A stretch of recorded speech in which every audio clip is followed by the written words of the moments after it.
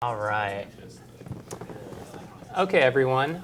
So we're really excited to have Jeremy Liew from Lightspeed Venture Partners join us here today at Startup UCLA. So it's exciting to have him down from the Bay Area.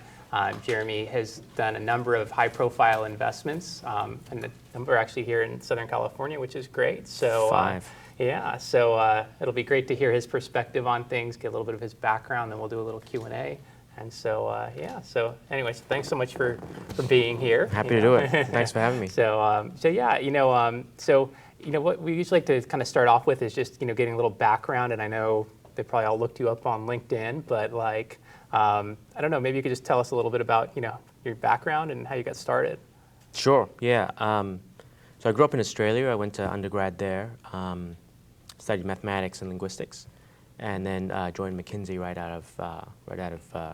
of school. Spent about a year in the Sydney office and then a year in South Africa, working on nothing to do with technology. But my boss was an American guy who was seconded to the Sydney office. He ended up moving back to the States to start City Search out in Pasadena.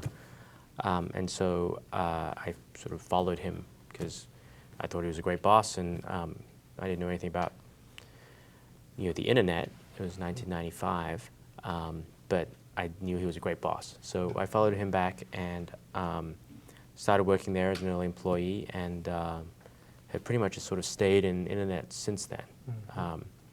So I was there for a couple of years, ended up going away to grad school, and while I was away, City Search merged with Ticketmaster Online and went public, but it became a subsidiary of Interactive Corp. It was called USA Networks at the time. So I came back to USA Networks as VP of Strat Planning,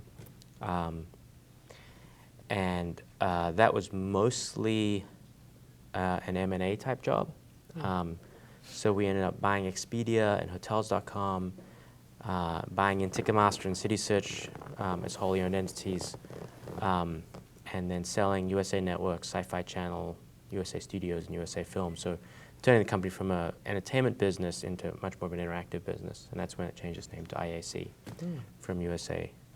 Were you doing all that from Los Angeles, or? No, this was all in New York. Okay, IAC was based out in New York, although a lot of operations out here. I was there for about 3 years. Everything that I worked on acquiring ended up reporting to this guy called John Miller, who was president of IAC. And he ended up leaving to go be CEO of AOL in 2002. So I followed him there. And I was SVP of Corporate Development and his Chief of Staff. And that was when AOL was trying to figure out what to do because its core business was dial-up internet access bundled with content, and dial-up internet access was going away pretty rapidly. And it has since become much more of a content company, which has been difficult. Yeah. But I was there for a couple of years in that role, and then I dropped into an operating role as general manager of Netscape. And I ran that business for a couple of years.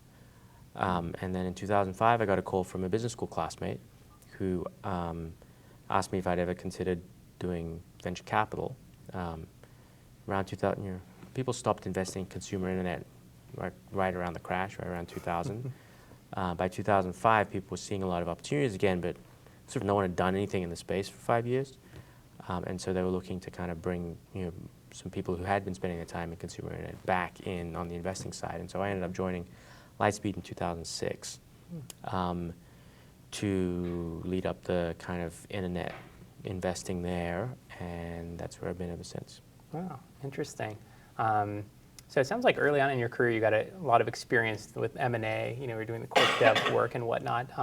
Did you feel like that was a good lead-in getting into venture capital? Or? No, not really? It wasn't horrible, but I think every job, the best training for any job is to do that job, so do I think I was a better venture capitalist in 2006 because I did M&A for a few years? No, I think I would have been a better venture capitalist if I started doing venture capital in 2000 for the previous 6 years. Right. And that's true, for entrepreneurship or for, any profession. It's not like you learn more about doing this thing by doing something else. You always learn more by just doing the thing. Right. Oh, interesting. Okay. And did you actually, like, did you intend to sort of go the consumer route in terms of like your experience, or did that just kind of end up working out the way it did? Yeah, I was pretty much just drifting along on, these currents of serendipity. Yeah. I mean, if my boss at McKinsey had started a, pulp and paper mill, I would be working in pulp and paper mill. So, Well, it seems like he picked the right one. So he yeah, did. yeah. I'm just along for the ride. Yeah, yeah. And so then you got into venture capital, and you're like, okay, here we go. So this is 2006, actually, like a really interesting time frame. The iPhone hasn't been released yet. It's like a lot of changes are about to go spring in. Facebook hasn't quite taken off yet on the level that we think of it today. So when you came into it, were you kind of you had to kind of get your bearings, or were you thinking like, I already have to have an investment thesis and I got to follow that straight off the bat? I think it takes a while to develop a thesis. I had some perspectives which mostly turned out to be wrong, based on what I'd been doing before. One of the challenges of being in an operating role is that you have a relatively narrow field of view, and the nature of kind of innovation is that it happens all over the place and in different places at different times. And so I had a pretty strong sense that I knew where the opportunities were, but there was very limited to this blinkered vision that I had from my previous job. And that led me to make some investments, which actually ended up not turning out that well, because I was so sort of driven by what I thought the future held. And over time, what I've learned is that, I should not have strong opinions about what the future holds. That's actually an entrepreneur's job, right? My job is not to be a writer, it's to be an editor. If I can recognize that someone has a really great sense for what the future holds, that's what's going to make me successful. But me having that vision is like, I will never know enough to like have that level of granularity or the insights. Sometimes I'll have a pretty strong view for what the future does not hold. Right. But, and I might have some sort of weak sense for what the future might hold, but not because I would say, oh, and therefore someone should do this, because if I knew that, I should do that. I should be an entrepreneur, not an investor. Right. But it might make me say, hey, you know what, I think something is up in, Bitcoin.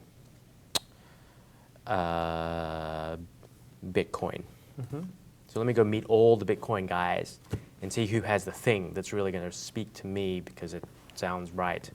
But it was like, oh, it's going to be that a new exchange is going to be launched in the US, it's going to be regulatory compliant, because like that should not be my job to figure that out, because I'll never know enough to have all the insights to know what's going to happen. Gotcha. Okay, that's pretty interesting. Okay, so it's almost like you kind of pick that area, and then you kind of get a lay of the land, meet as many people as you can, and then sort of see what bubbles up as a result of that. Yeah. Yeah. Yeah. Interesting. So. Yeah, I mean, maybe you can take us through one of your investments that the process. We've actually we had Evan from Snapchat stop by here, but Brian Lee has come by before. Oh, good. Okay, so they're both portfolio companies. Yeah. So definitely some good tie-ins. But I don't know. I mean, is there any those stories that kind of stand out for you? Yeah, both of them.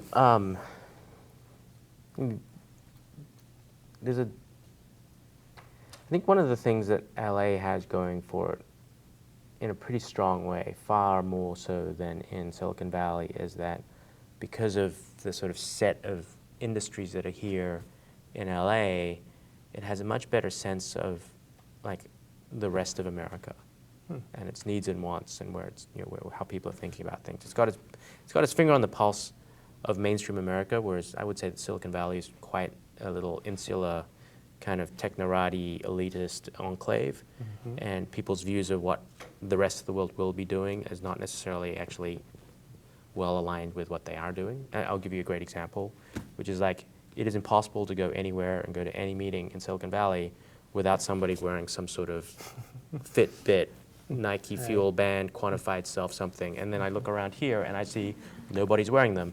But if you ask someone in Silicon Valley, you're like, this is going to be huge. Right. Everybody I know quantifies their movements and their steps and what they're eating and so forth. I'm like, you know, I don't know, right? Maybe everyone you know does, but like, I'm not sure that's true for the rest of America. Right. And so, and I think that LA has a much better sense for what America will do, in large part because, you know, it's been a leader of the culture, pop culture, whatever, Right. for such a long time. And so I think both Snapchat and ShoeDazzle, one of Brian's companies, and frankly, Honest Company, which is another Brian's companies, share some of that. So, you know, and this is, I think, one of the advantages that I have because I spent a lot of time at AOL and at Netscape where like your customers are middle America. They're not, you know, the technorati elite. So, you know, I started hearing about ShoeDazzle for the first time through mostly like girlfriends of entrepreneurs, which, you know, is a sad state of the you know, demographic composition of entrepreneurs, but it's not dissimilar to, you know, this room today. And, you know, you saw the pink boxes stacked up and people were talking about how much they loved the idea. And it was, you know, at the time, it was Kim Kardashian's Shoe of the Month Club.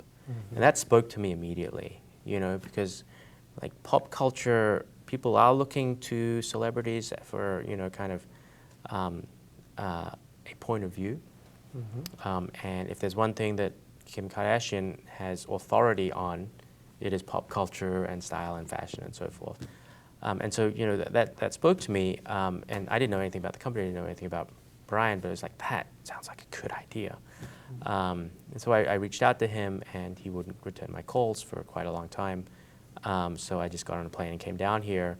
And, you know, he sort of felt compelled because he's Asian to be polite and at least take coffee with me. So that worked. You know, I said, look, here's why I think what you're doing is really compelling, you know, and I think that, you know, people are turning, especially in a social media world, you know, for the first time, celebrities are able to speak directly to the audience, not intermediated through press or TV or magazines, but directly. You know, and I think that, you know, people are looking to celebrities for style, culture, pop culture type, you know, I wouldn't say leadership, but at least influence. Yeah. And, you know, and your price point is amazing. And, you know, I think that vertical integration is the way to go if you're going to be an e-commerce business, because otherwise Amazon is going to eat your lunch. Actually, first they'll punch you in the face and then they'll eat your lunch. So, you know, you're doing a lot of things that really appeal to me. And I don't know anything about your business. This is just what I see from the outside in. But man, I'm really interested to learn more. And so we got engaged in a good conversation. And he said, look, you know, I'm very flattered, but we're profitable and all is well. So like, this was a really pleasant meeting, but like, I'm good. You know, we sort of got involved in this conversation, which is like, you are good, you're the leader in this space, and that's fantastic. But you know what, in e-commerce, there's actually not a lot of barriers to entry. And you are in a city where when people start figuring out how well you're doing, you know, there will likely be people who try to follow you. And in fact, that's happened. Yeah. And so, you know, your only chance for actually maintaining that leadership is not to sort of moderate growth to be able to maintain profitability, but to actually grow pretty substantially. And to do that, you're going to need additional capital. And we talked about that for a little while, and he sort of said, well, so I'll think about it. And, you know, I just tried to be helpful over the next couple of months. And eventually he decided that that was what he wanted to do. And, you know, so because I've been spending a lot of time with him and he felt like I had some interesting perspectives and might be helpful as an investor, you know, we were able to invest in his B round.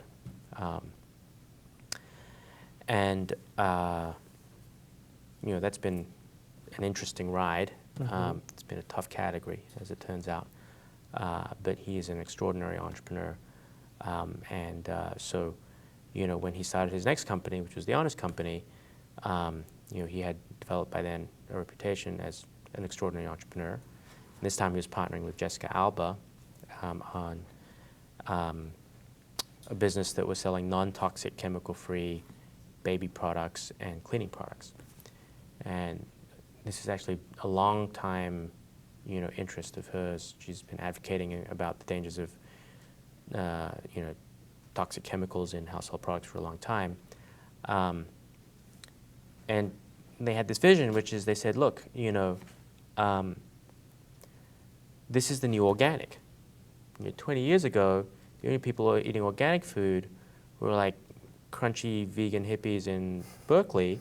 And today, you go to Walmart in Texarkana, like there's going to be a big aisle of organic food. Like this is going to happen. Because one thing we can tell you is that people may not care about the environment, people may not care about a whole bunch of things, but they care about their kids.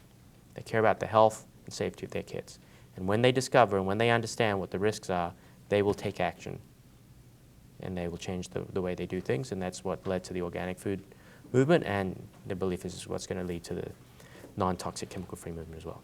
Mm-hmm. And there were some early signs that that was actually true. And you could see it in people's purchasing behaviors on the coasts, just as it started first with the organic food movement, before eventually moving, across the country. And that made sense to me. Mm-hmm. And the other thing that made sense that we had seen with Kim Kardashian at Shoe Dazzle had been this ability for celebrities to directly connect with their audience on things for which they were authentic experts. Mm-hmm. That authenticity is really important.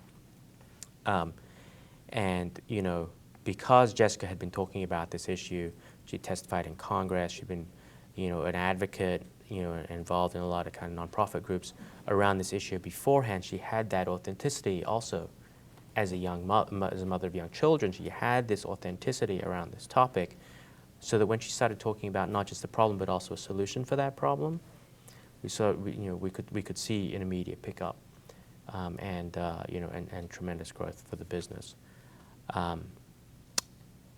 And so, we led the Series A, and subsequently the company's raised more money and been growing really, really well. Snapchat, again, was a sort of a different thing, because these are all like very atypical investments for technology-focused venture capitalists at the time. Right at the time, like no one had done a subscription commerce business, mm-hmm. No one had done a celebrity-led e-commerce business. People were like, wait a second. Kim Kardashian's Shoe of the Month Club, and like they're used to talking about optical routers and the next generation of, flash memory, and how, the data center is going to be re-enabled by virtualizing the network, and like not Kim Kardashian and whether or not she has influence on the purchasing behavior of 21-year-old, sorority girls in, Mississippi. Mm-hmm. So different. Yeah. And Snapchat was a similar thing. This one actually I heard about because Barry, mm-hmm. Spoken here, did you tell you this story? You may have, right? Yeah, he mentioned it, yeah. So there's a thing, like we found out about it through his daughter, and she said, look, there are 3 apps that everybody uses at school: Instagram, Angry Birds, and Snapchat. And we said, I've never heard of Snapchat. And the other 2 I've heard of, they're quite good. Maybe we should find out about it. So, I looked them up, and at the time they had a few 100,000 installs. This was sort of February of last year. They had a website, but there was no contact information on it. Very little information about it at all. So I did a who is lookup, found out who had registered the URL, the domain, emailed that person, no response. But the name was there, and I was like, well, let me look him up. Looked him up in LinkedIn, nothing. Okay, let me try Facebook. Looked him up at Facebook, and there was a guy with the same name who was an undergrad at Stanford. And because I'm on that network, I was able to Facebook message him. So I said, hey, are you the Snapchat guy? He's like, who is this? But we got in a conversation. My office is a mile and a half from, so we were able to. We sat down. I asked him about the business. He told me about it. He had this vision for communication that made sense to me. He said, and he's been here too, right? So I'm sure you've Yeah. heard the way he describes the business. I mean, he said, look, Facebook, Instagram, Twitter, you're conscious of your audience at all times, right? You want to look cool, right? So when do you check in? When you're at a cool bar? When do you post, when like you're feeling great and like you're just, whatever, like won the wiffle ball game or whatever it is. It's like things that make you look good. And that's true, but that's not life. Like there's times when you feel good, there's times when you feel shitty or silly or funny or, sad or angry. Like there's a lot more to life than the stuff you put on Facebook. You only put the good stuff on Facebook. You only put the good stuff on Twitter. Stuff that makes you look clever. This makes you look cool. And he said, look, and part of the issue with that is that like all you see is other people looking cool and clever all the time. And then you feel like you're a loser because you don't feel cool and clever all the time. There's all this depth to your life. And what he says, like, what Snapchat is allowing people to do is to experience that in a risk-free way. So when they are feeling silly, they can take a funny selfie and send it to their friend. Or when they're feeling sad, they can talk about that. But like, you know what? I hate to have that show up if you like have a fight with your friend and it shows up on Facebook later on. So that was why this whole disappearing thing kind of came up.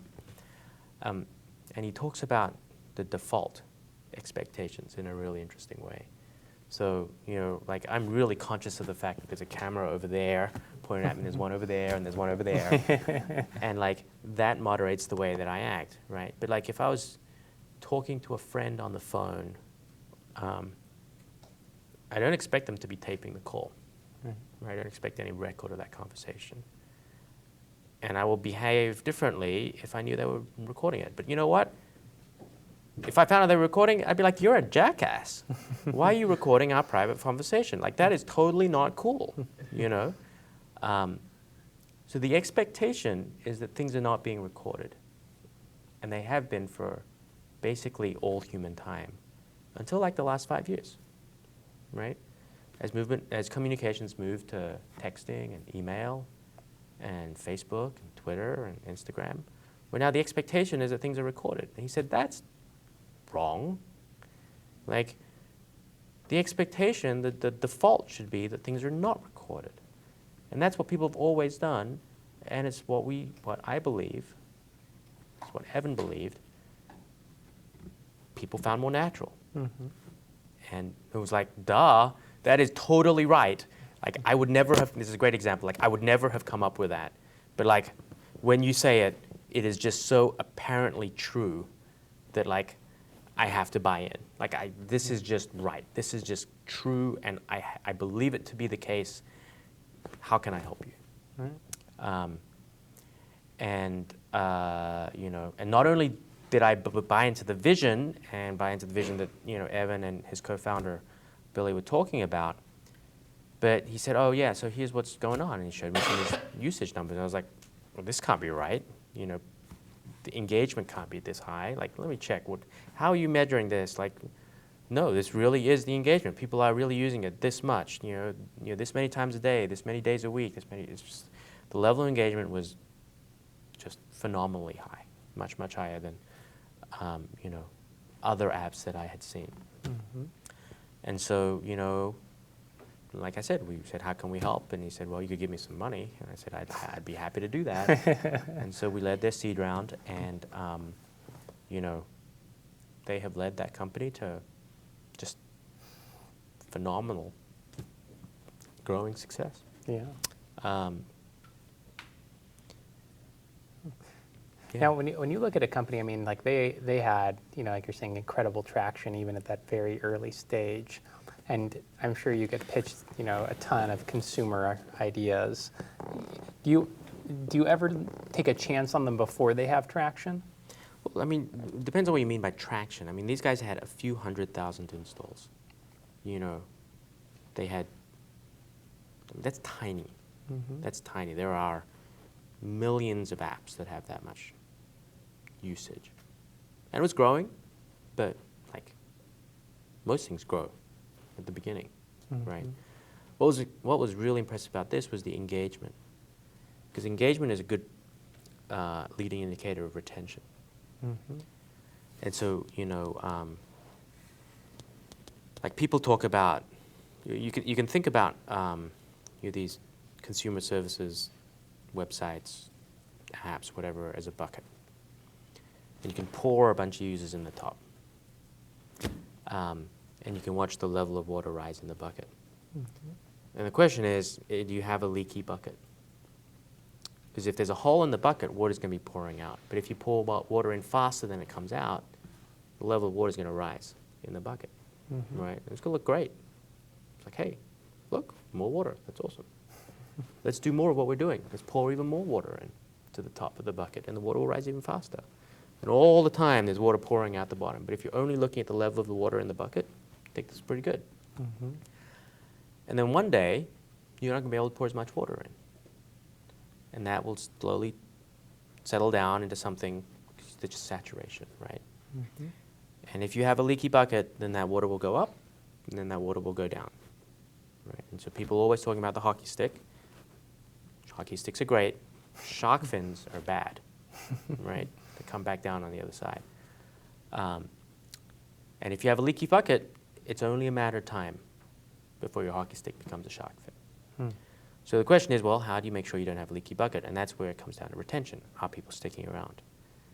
And again, engagement is the best predictor of retention. Because if you use something every day, it starts to become a habit. And when it's a habit, you do it forever. And that was what really caught my attention about Snapchat. It wasn't the absolute number of users. That was teeny tiny. It was engagement and the retention of the user base. Interesting. Okay. I mean, is there ever a point for you, where it's just completely about team, like regardless of whatever they're doing? Like you're just like, I just want to bet on that person? Yes. Yeah. And sometimes they work, sometimes they don't. In the consumer space, especially in social and in marketplaces to some extent, like great teams can't, through sheer force of will, make something work. Yeah. They can build a great product and all that sort of stuff, but you still need that lightning to strike, before things can start to really take off. And that's not true for everything. So in e-commerce, for instance, if you had like an A-class team with a great merchandiser, a great marketing person, a great operations person, and they attacked a really interesting market without a lot of competition, there's actually a decent chance of success in that business. Because you just sort of do one thing at a time, and you figure out lifetime value, you figure out customer acquisition costs. If one is greater than the other, then you can build a business slowly, and you can do something. But like you sort of control all the levers on that, or the team controls all the levers, and by excellent execution, they can actually do a good job making that a good business. With social, that's not true. The lever you don't control is actually the most important one, which is like, does it catch on with a group of users? Yeah. Does it start to grow? Marketplaces are similar, because marketplace, you need both the buyers and the sellers to come together. You need liquidity in the marketplace. You need that to spin up. That's actually quite a hard thing to do. There's an element of luck. There's an element of skill. There's an element of experience and hard work. But so I would say social is the hardest to bet just on a team. Marketplaces in the middle, and then e-commerce, and then certainly a lot of enterprise infrastructure, like core technology things. That's the easiest to bet on a team. Like Right. if, there are 5 teams in the world that did the current generation of this widget. The next generation will come from one of those 5 teams, Right. for sure. Like these become extremely deep technical problems where you need 15 years of experience to even understand what the problem is, right? So the next generation of innovation will come from one of these 5 teams. So, yeah, you can probably back a team. Yeah.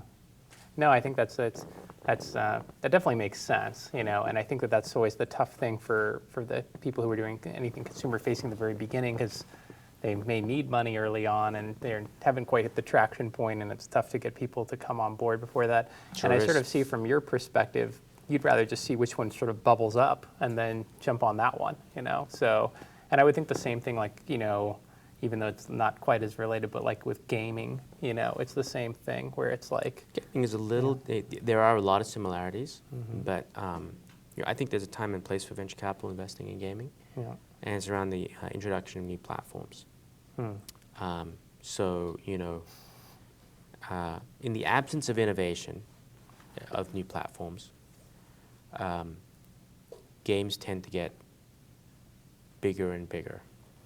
More complexity, better graphics, more content, et cetera, which means big budgets, which means big bets, which means advantage goes to people with big budgets, and that's mostly the incumbents.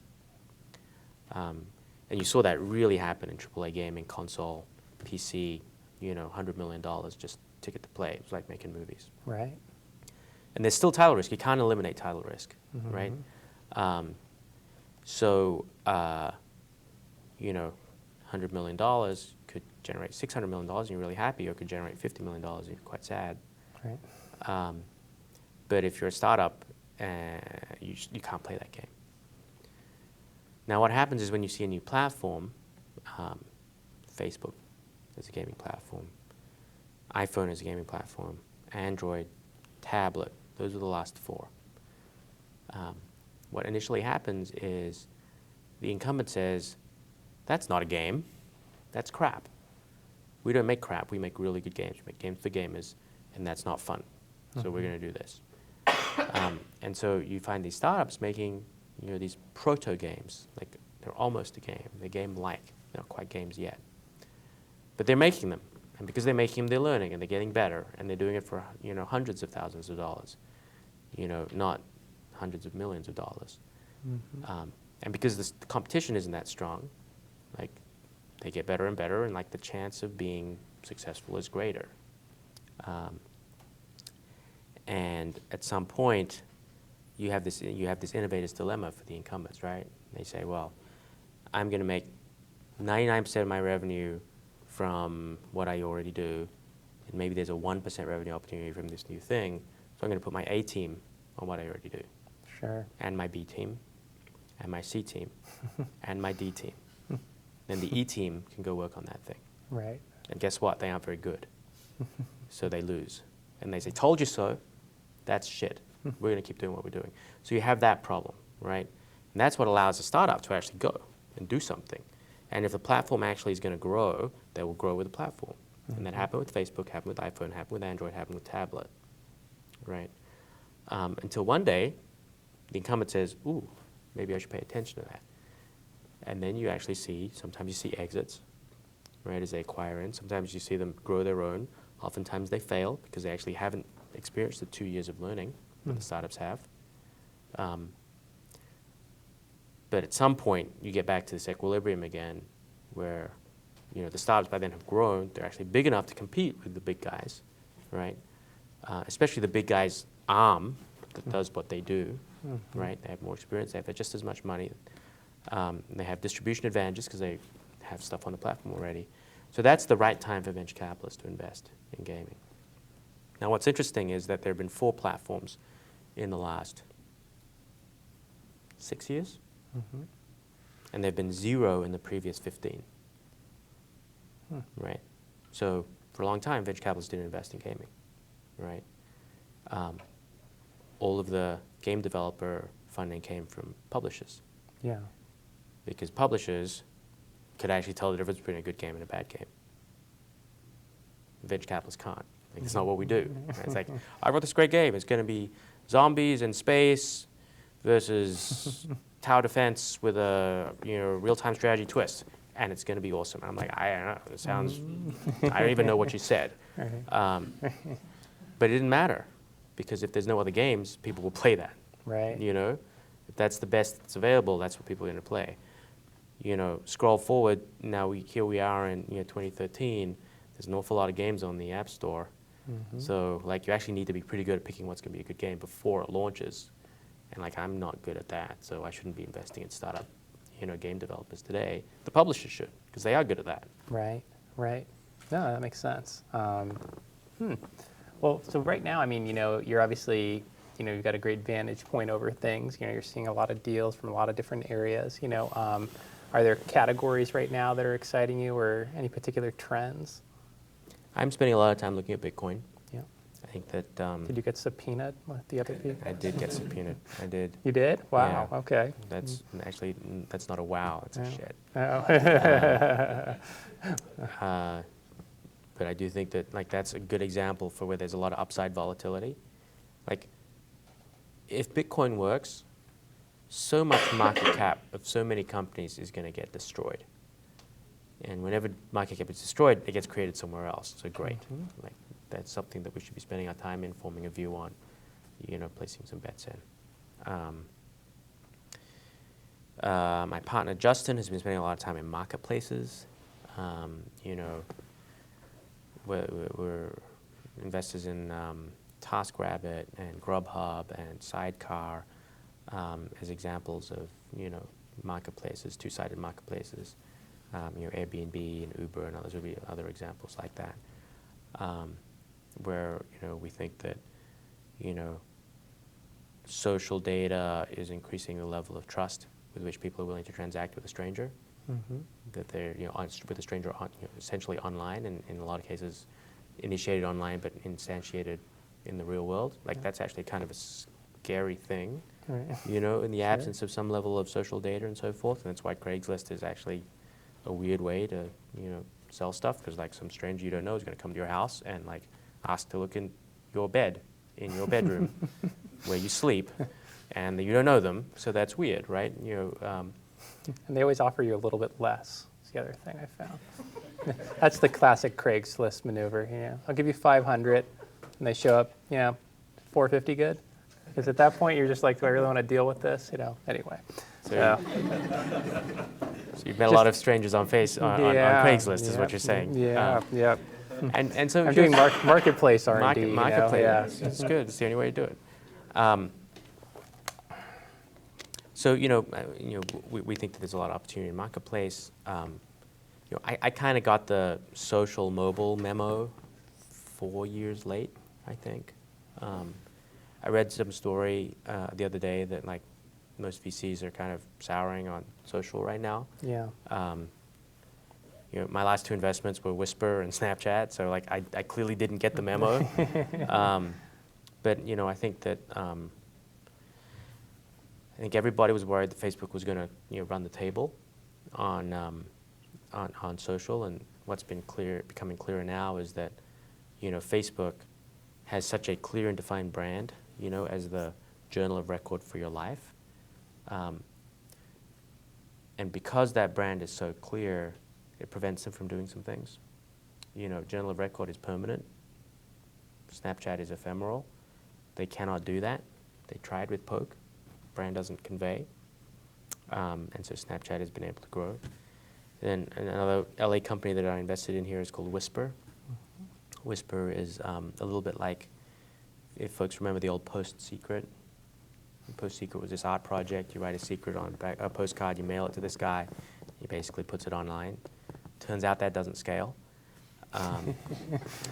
So Whisper has built that as a business, and that's been working really well. But a big piece of it was anonymity. And yeah, it's the same concept. There are things that you want to, from the perspective of someone who's sharing a secret, it's a little bit like sitting on a plane next to somebody that you've never met and you'll never see again, and you might tell that person things that you wouldn't tell your best friend. Because it feels good to let some of that stuff out sometimes. It's cathartic, right? Mm-hmm. And then from the point of view of a reader, it's like, hey, I'm reading your diary. This is awesome. It's just the good bits too. But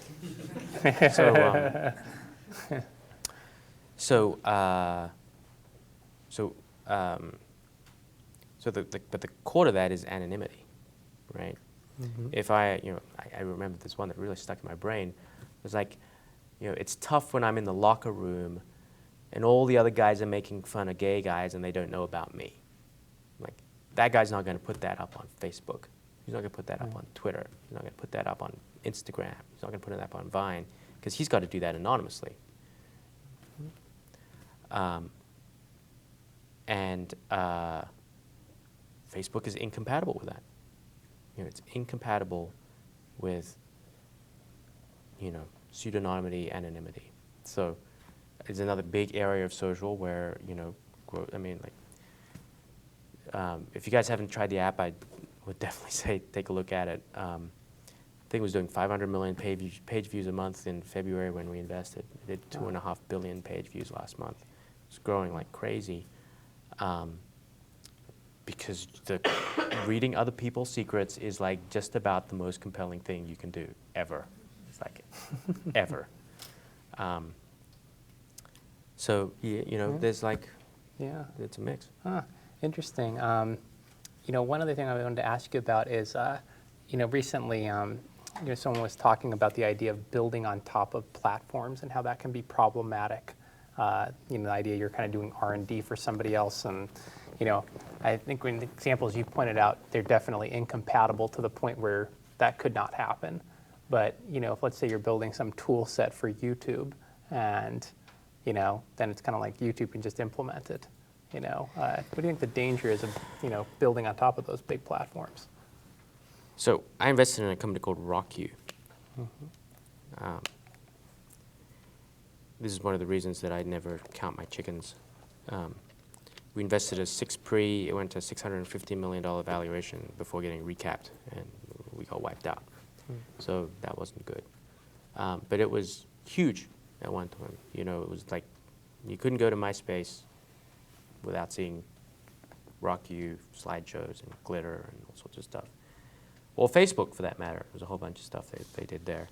And one of the things they did was, actually, I don't remember if it was Super Wall or Fun Wall. Slide did one, RockU did the other.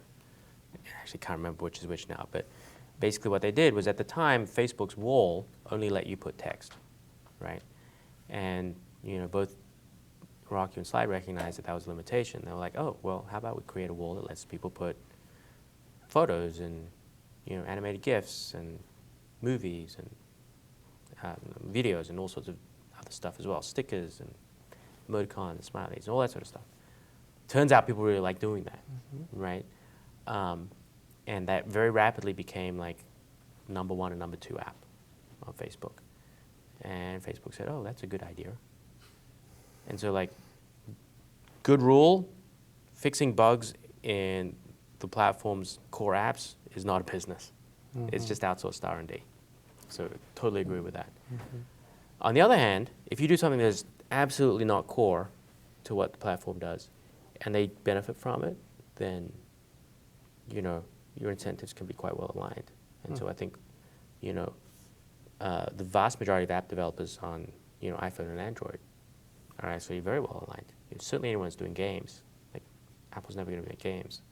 So if you make games and you distribute them to the through the iTunes store or the App Store, I think you're pretty much golden. Like, it's fine. You can rely on that platform being there, and everyone's incentives aligned.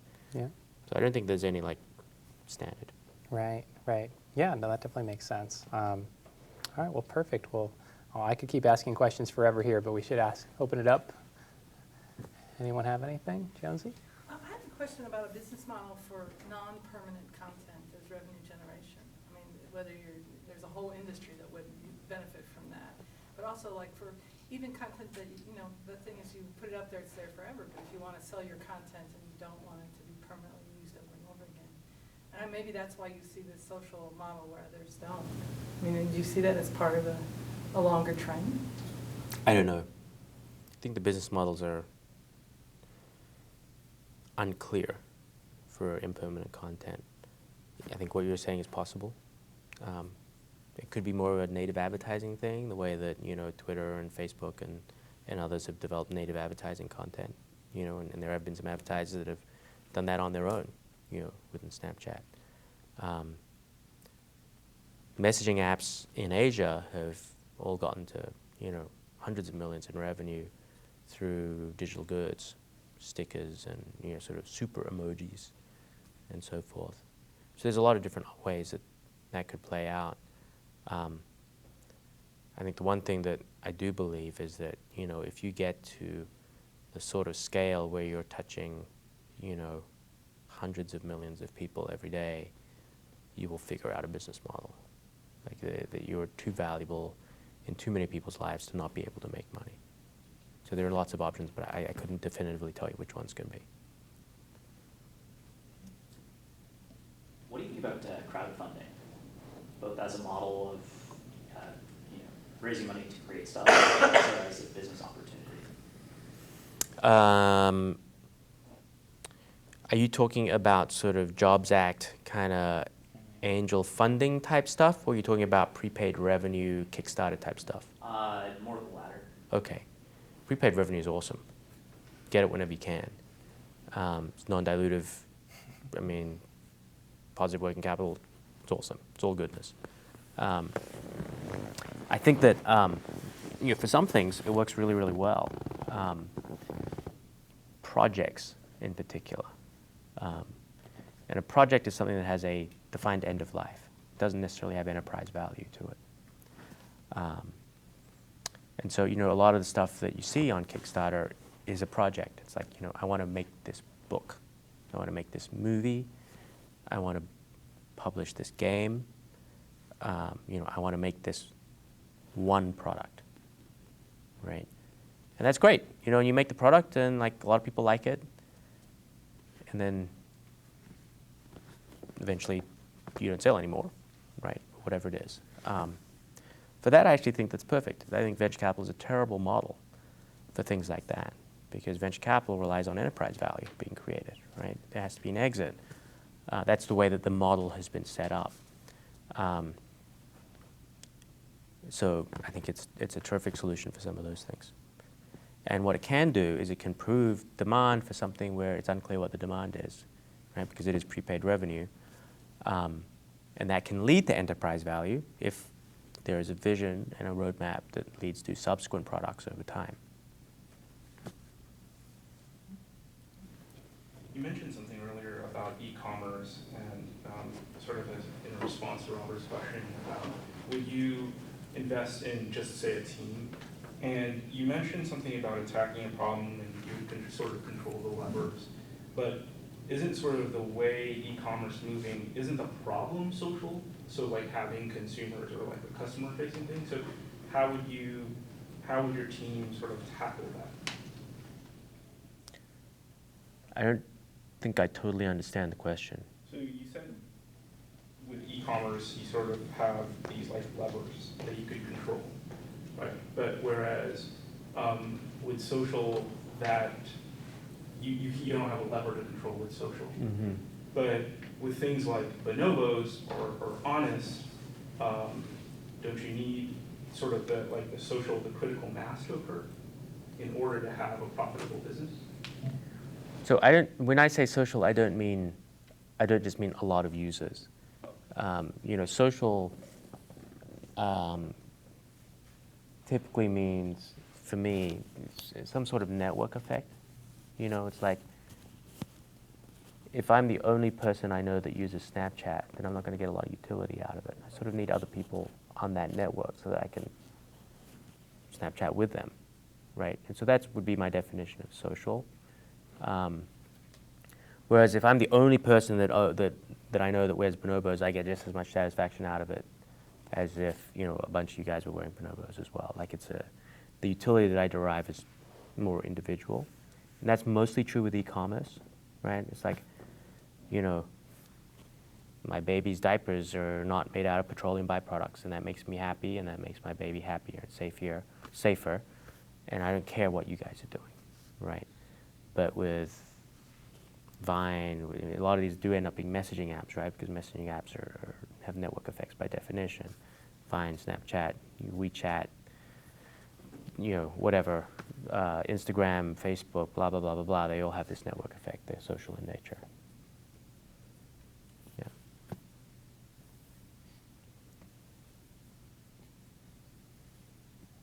Some of the other things that you've been looking at, you've also invested in Zest Finance, right? Yeah. Yeah. So that one seems a little bit out of left field for you. I don't know, maybe. I just, in terms of like some of the other companies we've talked about, did you feel that way? Or did you see like a good opportunity, or was that?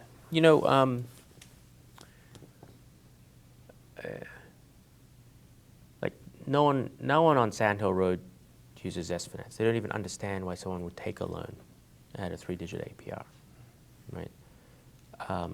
But the reality is 70 million Americans use some sort of alternative financial service product, whether it be, payday or installment loans, or, prepaid debit cards, or check cashing, or, one of a whole range of things, because that's just their day-to-day reality, right? And so so Zest Finance is a company that writes loans to the unbanked. Basically means people who don't have credit cards. And a typical loan would be $500 over 5 months to get your car repaired. That would be like a classic right up the middle use case. And because a lot of these folks are living paycheck to paycheck, like they literally don't have $500 to fix their car. If they can't fix their car, they can't go to work. If they can't go to work, they lose their job. If they lose their job, then they don't even have the next paycheck to live paycheck to paycheck by. So this is actually kind of a mission critical thing for them. And the problem for most of those folks is that right now, their credit options are pretty expensive. And they're expensive because a lot of them actually default, right? It's not because people are profiting wildly off the business, although obviously if they weren't profiting, they wouldn't do it at all. But it's because the risk of default here is extremely high.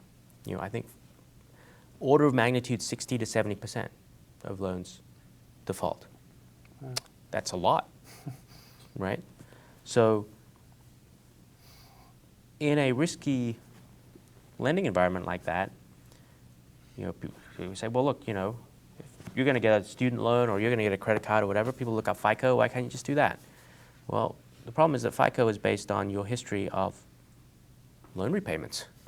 So, if you don't have very many, you've got a thin file / no file problem. Right? It's like, how do I make a decision?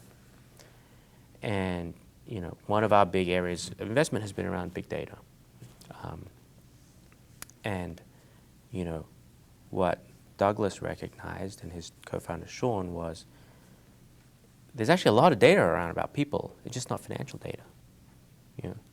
There is marketing data. There is public record data from courtrooms and DMV and all this public domain data. So how about you just go pull all that and see what you can see if there's something that's predictive that you can pull out of that. And that's actually a really hard problem because there's a lot of different data points, and how do you know which is important, which is not important, and so forth. And so, Sean Buddy, who's one of the co-founders, used to run the subprime credit card business, Capital One. He had some real insights into the customer base and into underwriting. Douglas Merrill was Chief Information Officer at Google. He has quite a lot to say about big data and machine learning. And they said, well, you know what? Let's just go make a bunch of loans and see what happens.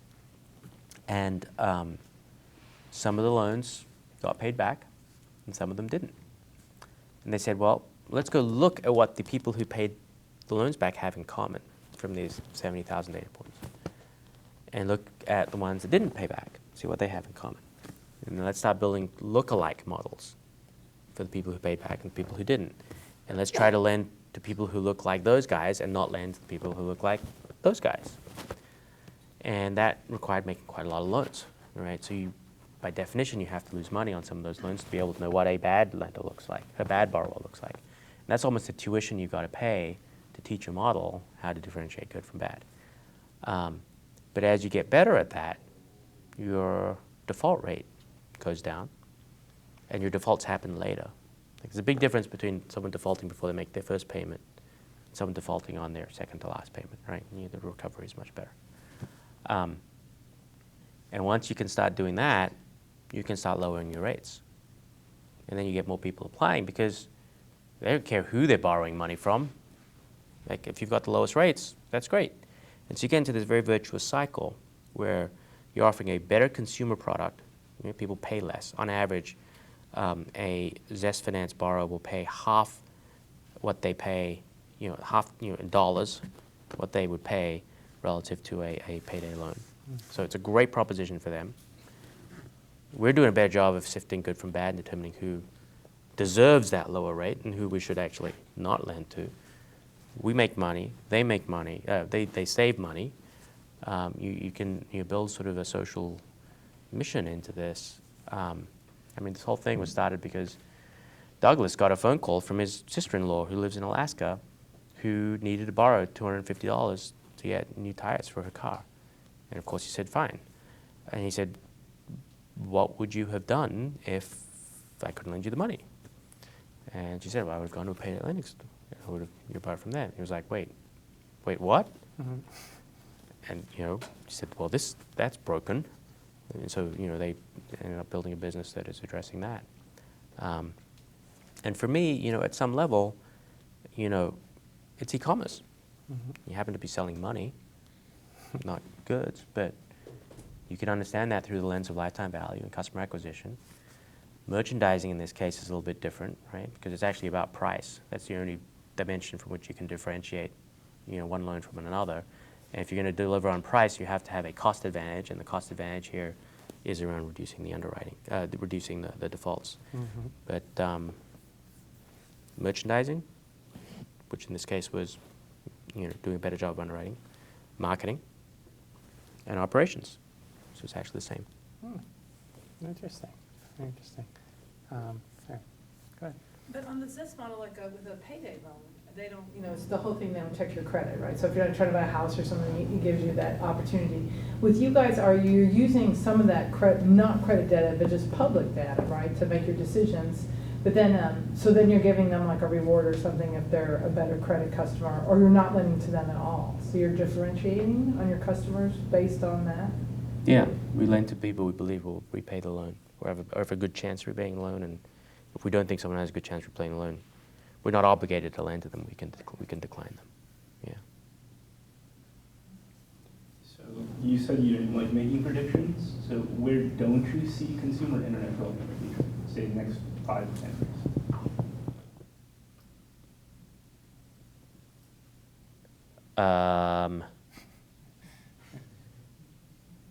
I can't predict 5 to 10 years in anything. I don't even know. I will say that right now does not appear to be a good time to make gaming investments.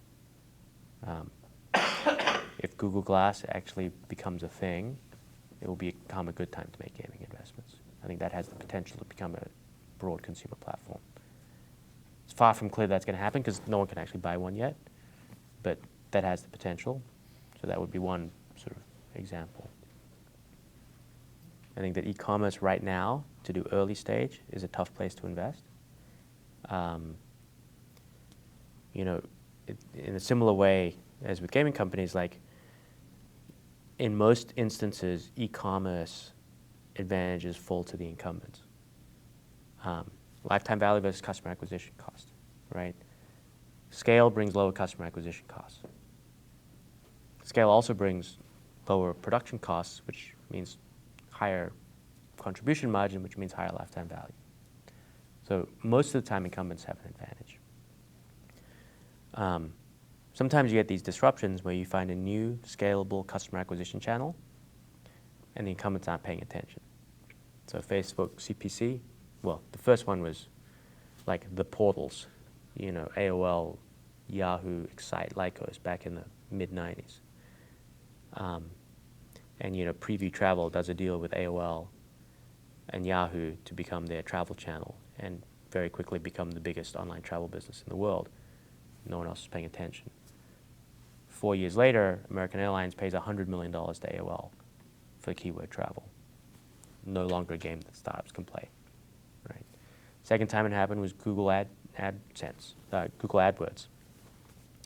Again, incumbents weren't paying attention to this crazy thing, right? And all these startups got built where there was intent-driven commerce, whether it be kind of a lending tree or an Amazon or whatever, built on top of Google AdSense, Google AdWords, new scalable customer acquisition channel. 4 years later, you've got companies, service providers helping you optimize your SEM spend. Companies like Marin, companies like Efficient Frontier. Any advantage that a startup has is gone by then. But there's this 4-year window when that's a scalable customer acquisition channel and it's inefficient. It's not efficient. That doesn't mean it's expensive. It means that like by being better at it, you can actually acquire customers cheaper than someone who's crappy at it. 4 years later, it's efficient because Marin and Efficient Frontier and people like that have made it efficient. Everybody's exactly the same. Facebook CPC or Facebook Right Rail ads was the next one. You saw companies like Gilt and Zynga and Living Social and Groupon built on top of that, right? Eventually today, now you've got companies like Nanigans and AdParlor and others that have made that efficient, right? So third-party service providers that will do your Facebook buying for you. Direct communication through social media is the next one. Twitter, Facebook, direct communications. I think Honest Company, Shoedazzle, and others have built companies based on that channel. That one isn't efficient yet. But there are people who are now building businesses on marketplaces for social media, social mentions for celebrities, right? So it is moving in that direction as well. Every time you see that window open up, startups have a shot. As it closes, tough to do e-commerce. But if you're nimble and if you're quick and if you're good and if you spend all your time on this new customer acquisition channel while it's still efficient but scalable, you can get to scale, and then you can build stuff. So I think there's a little bit of a window left on direct social, but that is going to close soon because these companies already start to exist to make that efficient. And after that, it's going to be harder. And by the way, e-commerce companies are typically relatively capital intensive. They need, a lot of them need $50 million before they can get to cash flow break even and eventually sell or go public. And there's such negativity about e-commerce businesses today, especially relative to 2 years ago, that just raising that $50 million is going to be hard for a startup today. If you're a growth stage e-commerce company, already at scale, growing fast, capital is available. But for a startup, when you need that growth capital will be a few years from now when those markets are efficient and it's not going to be clear you can continue to grow anymore. So there's two areas where I'm not spending a ton of time. I will opportunistically look at stuff because people always have exceptions. You can't just be too cavalier about saying it's not going to happen. But I'm spending more time in Bitcoin, for example, than I am in e-commerce or gaming right now. Well, I mean, you've certainly had some vast experiences. You've, gone through a lot. Worked at companies. You worked in venture capital. Is there any, experience or are there anything you want to say, to these guys who are getting off on their careers or often starting their companies right now?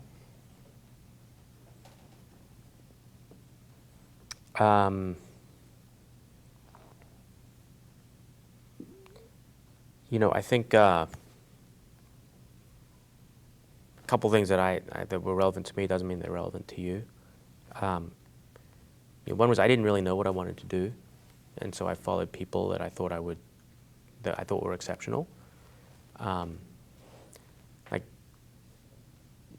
These exceptional people, they have such upside volatility in their careers that if you can just hang around them, sometimes you get pulled up in their slipstream as they move to do these great things. And that's happened to me a couple times in my career. I don't think it's because I'm great, because I hang around with people who are great.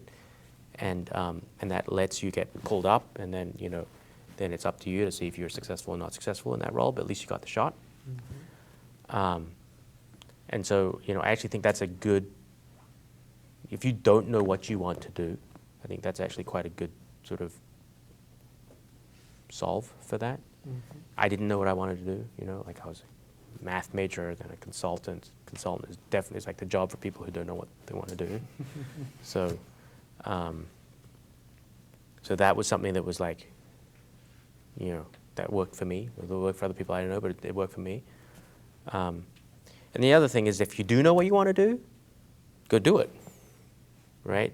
Because I see a lot of people who are well, one day I want to start a business. So I think what I should do is go work for management consulting for a few years to learn about business, then go work for a big company for a few years to learn about what it's like to be in a big company, then go work for someone else's startup for a few years to learn what it's like in a startup, and then I'll be ready to start my startup. And I'm like, no, dude, if you want to start a company, start your company. Do it now. Because, like, you know, 30% of what you learn is going to be applicable to what you want to do versus just doing it where 100% of what you learn is going to be applicable to what you do. Like, if you do it for 10 years, it may not work out, but you will have much more experience about starting a company in 10 years if you have been starting companies for 10 years than if you work for a big company for a few years and management consulting for a few years and you did an MBA. And like, that is not, you know, if you're looking to that future, like, just start doing what you want to do now and you'll be better at it by the time you get there. You won't be as good at it now. There's no way you're going to be as good at it now as you will in 10 years, but in 10 years you'll be better than if you did other stuff in the interim. All right. Okay, well, great. Well, thank you so much for your time. Happy to do it.